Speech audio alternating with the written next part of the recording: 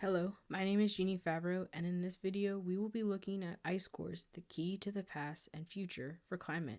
We will examine ice cores taken from Antarctica, Greenland, and Russia, and see what they tell us about past climate patterns affected by volcanic eruptions, and how they connect to current and future climate patterns.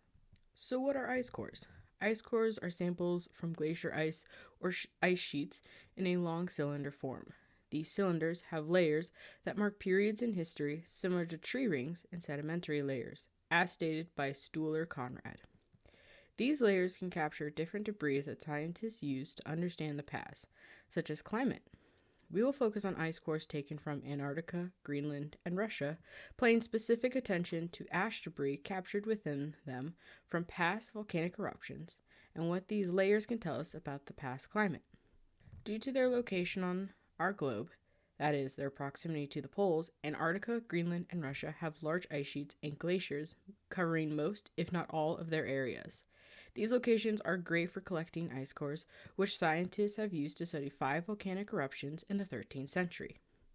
As Koldai et al. And Kutuzov et al. Examined, the 5 explosive eruptions emitted large amounts of particulates, such as ash, and gaseous substance, such as sulfur dioxide, SO2, into the atmosphere. These particulates and gaseous substance in the atmosphere cover the sky, reducing solar radiation to the Earth and preventing the Earth's thermal radiation from escaping. This ultimately leads to cooling effects on Earth. We call this effect sun dimming or global dimming, as stated by Sharma. However, according to Koldai et al., these effects are short-lived and last only 2 to 3 years.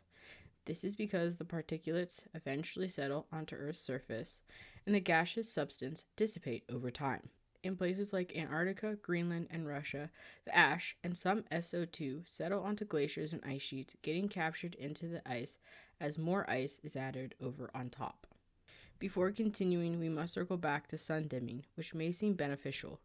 If temperatures are hot and sun dimming causes Earth's temperatures to cool, why are we not trying to use sun dimming to fight high temperatures? In short, sun dimming acts like a mask than a helpful tool.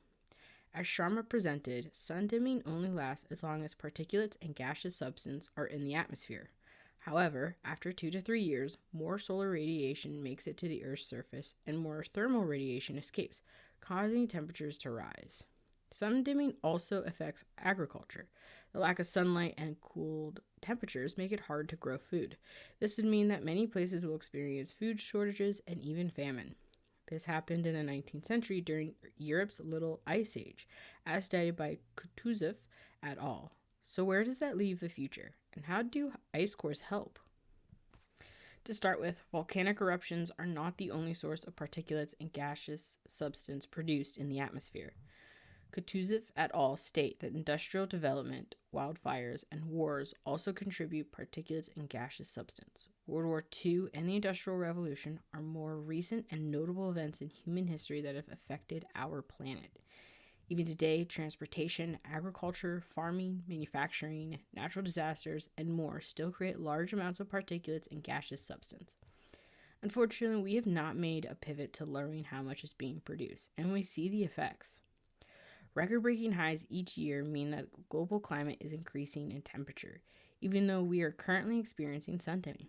An article by Van Heerwaarden et al. Stated that during the 2020 COVID-19 pandemic, scientists saw an increase in temperature due to the effects of the world being on lockdown. This was because there was limited transportation and only essential businesses were open, leading to decreased particulates and gaseous substance emitted, which is the key for the future. We just have to make a change.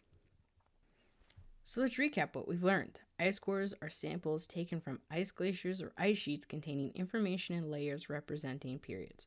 Whatever the ice core captures can be extracted and studied to shed light on the past, like climate.